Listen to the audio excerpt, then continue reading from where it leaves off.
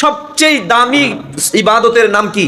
কোরবানি করা। কোরবানির দিন সবচেয়ে দামি ইবাদতের নাম কোরবানি করা। এজন্য রাসূলুল্লাহ বললেন, যে ব্যক্তির সামর্থ্য আছে কোরবানি করা, কিন্তু কোরবানি করলো না, রাসূলুল্লাহ সাল্লাল্লাহু আলাইহি ওয়াসাল্লাম বলেন, মান ওয়াজাদা সাআতান ওয়া লাম ইউদাহি ফালা ইয়াকরাবান্না মুসাল্লানা।